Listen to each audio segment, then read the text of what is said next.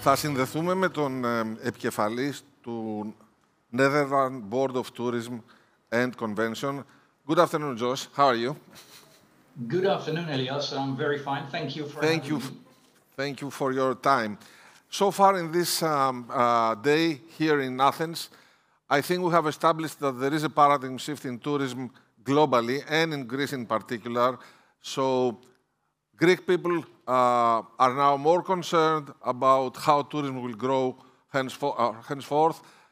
Foreign visitors are more concerned about the choices they make, and the business sector also is trying to find its path forward. It has been obvious that a consensus should be built, an open dialogue with all parts of the stakeholders, both the industry, the state, and of course the society. You in the Netherlands have already done that. The national, as I understand, the National Board of Tourism and Conventions is an independent authority, and it has been working there for some 14 or 15 years.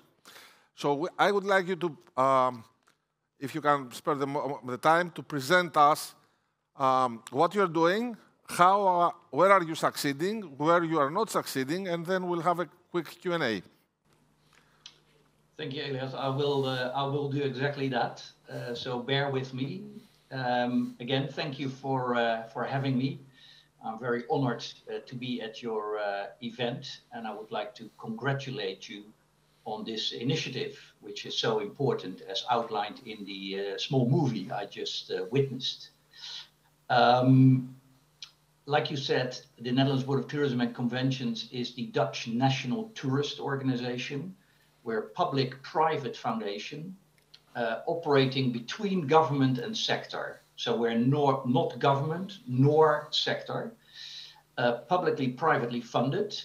And for your information, the public part mainly comes from the Ministry of Economic Affairs, and the other part comes from partners who co-fund our various initiatives and activities originating from our core working domains. Now, more and more DMOs and NTOs have started challenging their traditional roles and reinventing themselves, as well as the tourism in their destinations. And so are we, like you rightly said. And the forward-looking approach has been designed to ensure tourism development that is economically, but also socially and environmentally sustainable. I'll come back to that in a sec. However, and I would like to stress that, of course, there is no single truth or blueprint for that future. No destination is the same. So, in my opinion, we can only share our recipe and experiences influenced by our context and frame of reference, and hopefully providing you with useful ingredients for your own recipe and pathway to a sustainable future. Now, for us, that journey started some 5 years ago already, and it started with what we call Perspective 2030. I will make sure that a link will be made available to the audience to reflect on that paper. It's in English, so I will make sure that will be shared with you afterwards. So this is a plan. This is a plan that you designed in cooperation with both the public and the private sector. Well, exactly. It is a co-created vision and ambition, not so much a plan yet, but it's a co-created vision and ambition for Destination Netherlands, and it was initiated and facilitated by NBTC. And what the importance of Perspective 2030 is, in our opinion, it represents and it states a number of true, you could say, paradigm shifts. Shifts that make us look and think and act distinctively different the next few decades when it comes to tourism as we did until quite recently. The first one I would like to share is that tourism is no longer a goal in itself, but a very powerful instrument to various ends. So in other words, we're no longer looking at tourism as a goal, but as a way to contribute to the challenges and ambitions of various places and destinations throughout our country. By doing that, we also focus on the shared and balanced interests of residents, businesses, and visitors instead of the fairly one-sided focus on sectoral interests until recently. We'll also look at the net positive impact, as in the net positive impact coming from economy, social impact, and ecological impact, rather than looking at the economic impact alone, which we have been doing for many, many decades. And finally, we're moving from destination promotion alone to destination management. In other words, from quantity to quality, or you could say from driving more tourists to steering and directing future demand and steering and directing for better tourism. Easier said than done, I hasten to say, but these are four of the paradigm shifts that are presented in Perspectives 2030, and we feel that these principles are as relevant as ever before, because Perspective 2030 was created before COVID. But if you look at the fast recovery levels in travel and tourism around the globe, on the one hand, and you also see, let's say, lowered tolerance levels towards what is perceived as being busy, on the other hand, you can clearly see that the relevance of these paradigm shifts seems to be more relevant than ever. Now, if you look at what it means in practice, then we see that some destinations, it's not about no longer looking for travelers coming to the Netherlands, of course not. But what we see in practice is that for some destinations, like Amsterdam, this means that they are looking for less or at least different visitors, whereas many other places in the Netherlands want to attract more visitors because it fits their destination fabric and it contributes positively to their local ambitions or challenges. So in spite of what you sometimes may think, if you go for the media, that Amsterdam is not similar to the Netherlands and the Netherlands is certainly not similar to Amsterdam. So all destinations seem to have become more conscious about the volume, but also about the kind of visitors they'd like to welcome in the future. So Elias, what did we do in practice? We co-created the vision and ambition, Perspectives 2030, but a very important ingredient, I feel, is that we had to act almost as evangelists, as advocates, as champions for these new paradigm shifts, in order to create traction and adoption throughout the country. We created also, let's say, a common philosophy and a methodology and language when it comes to destination management. I'll come back to that in a second. But we also, and you mentioned it in your introduction, we also organized and orchestrated the ecosystem, because I'm sure this is similar in Greece as it is in the Netherlands, that tourism has no natural center of power. Moreover, I'd argue that tourism is no sector at all. It crosses and transcends sectoral, geographical, and administrative borders. So it requires a systemic transition involving all stakeholders in the tourism ecosystem and in the related domains to tourism. So that's why we increasingly focus, like you do, I guess, with starting this process in this forum, in optimizing not just the vertical cooperation within the visitor economy or in the visitor domain, but we also to establish, let's say, horizontal cooperation between the visitor domain, visitor economy, and other social economic domains in the Netherlands. Think about mobility, think about housing, think about spatial planning. So putting the visitor domain and its value on the agendas of the related domains in an attempt to capitalize on the strong mutual interdependencies and added value.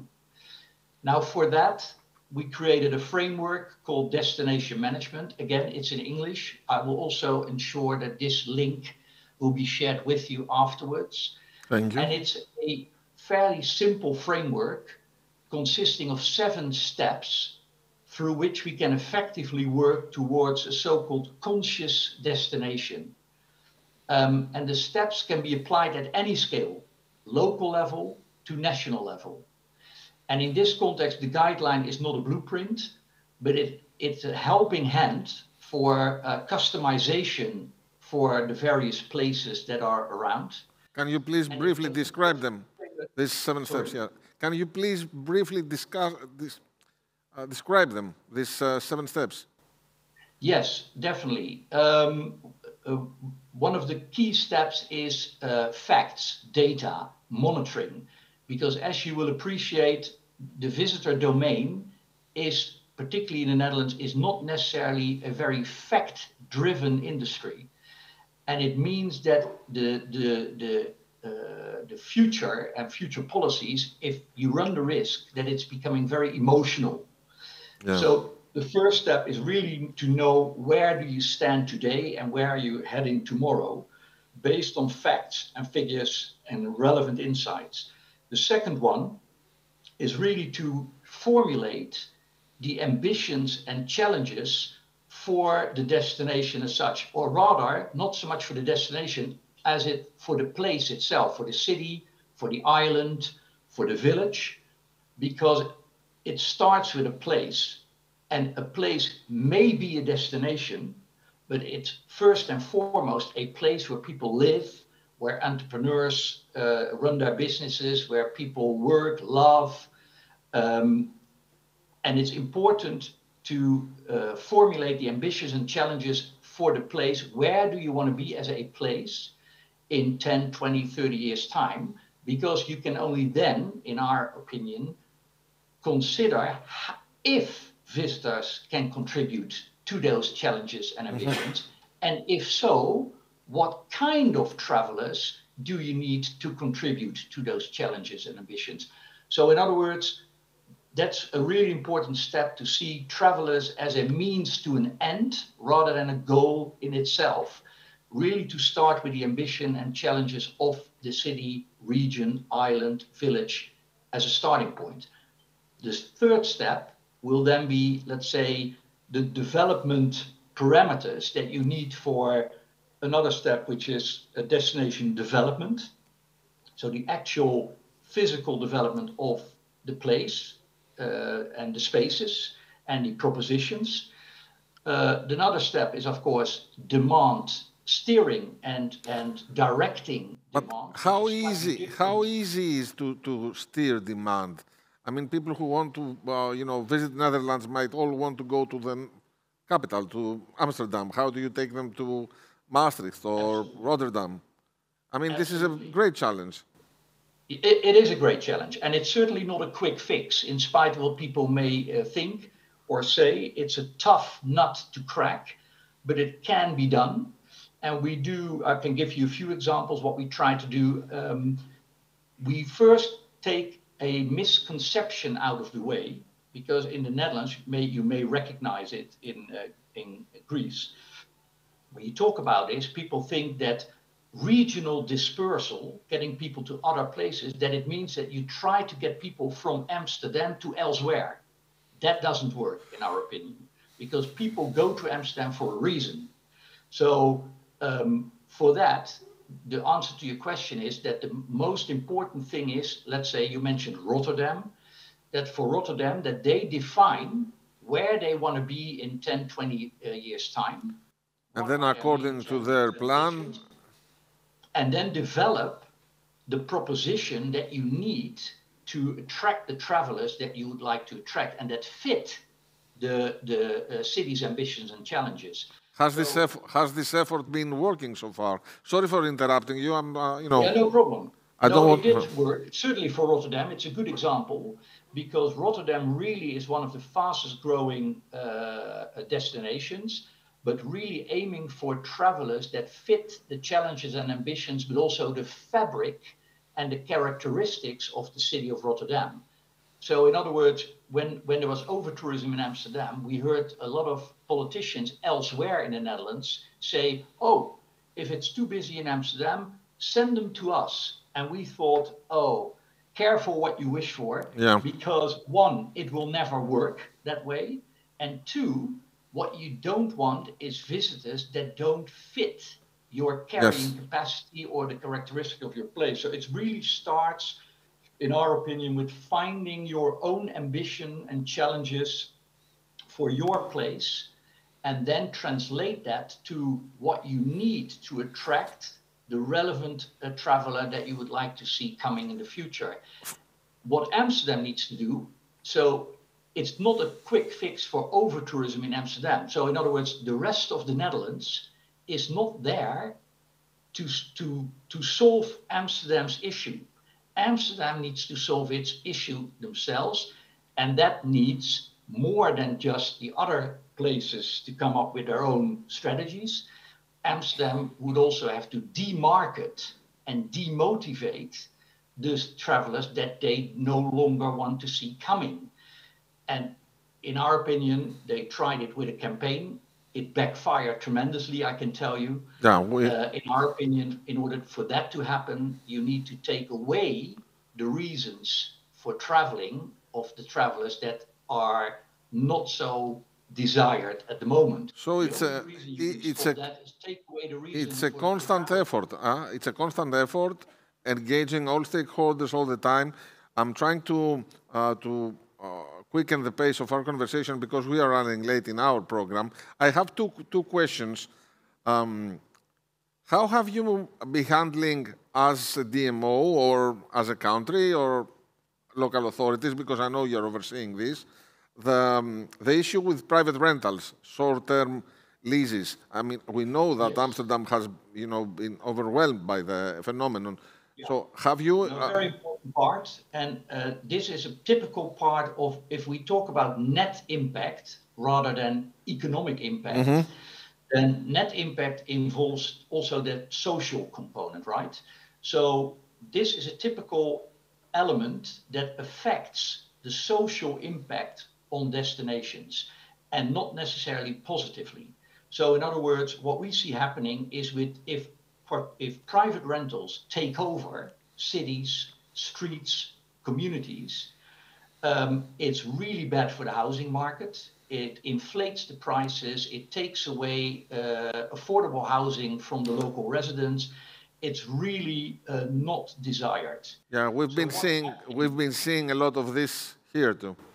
I'm sure you do. I'm sure you do. And it also means that, for example, it has a negative impact on the local facilities and amenities, because if you're not careful, you create a boom and burst economy. It booms in summer and it bursts in winter. Exactly. So we need year-round vitality, not just year-round economic vitality, but also year-round social vitality. So for that, I can give you 3 examples of what's going on in the Netherlands right now to tackle this issue. First of all, legislation. There's 3 levels of legislation that can be applied by municipalities. The first one is that citizens have to notify the municipality that they're going to go for private rentals. It's a very light form, doesn't really change a lot.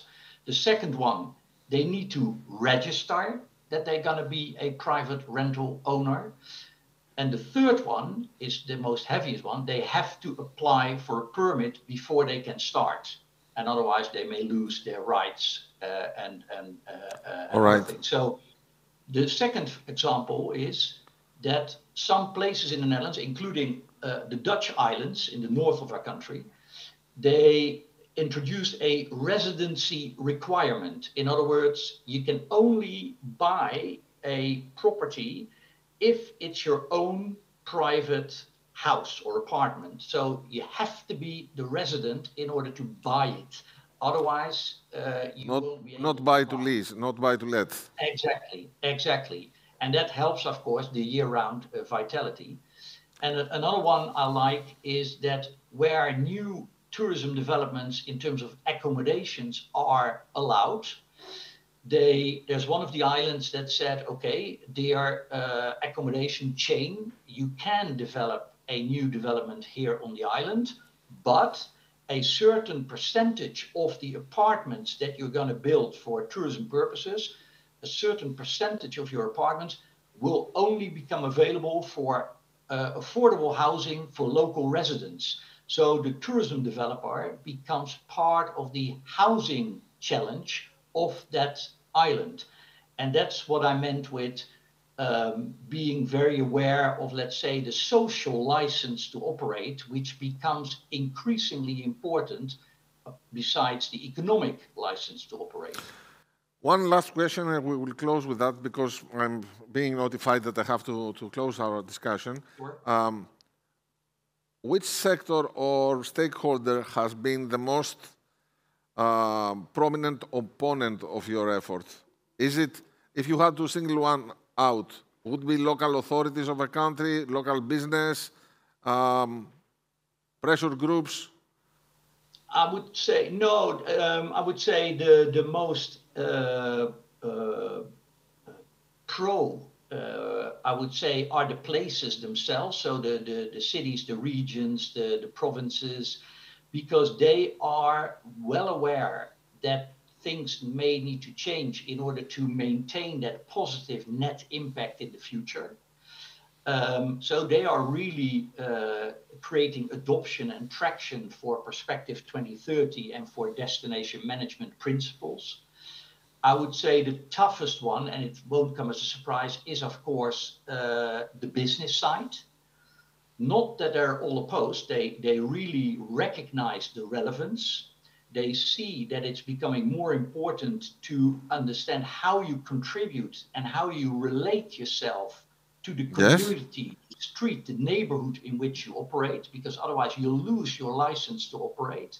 You may be tremendously successful economically, but you will lose out anyway because your community will no longer accept you being there. But why are they opposed? No, not opposed. They're not opposed. Why are they the toughest one to get on board? Because we're coming out of COVID. You can imagine that continuity and traffic and financial continuity is key. They had to restore the losses of the last couple of years. So for them, the key issue is, and I completely understand, is more traffic, more visitors, more spending. And that we need to align with the future perspective of working towards a positive net impact rather than just that economic factor.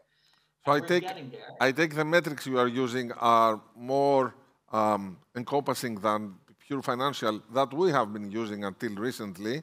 And I also understand that it's a marathon, it's not a sprint, it's an ongoing effort. After all, your board has been working for 15 years. Because as you can imagine, if you can't measure things, if you can't measure social impact, if you can't measure ecological impact, and you can just measure economic impact, then it may seem that the other things don't exist. So we also need to work, and we do it with you guys, with other destinations in Europe.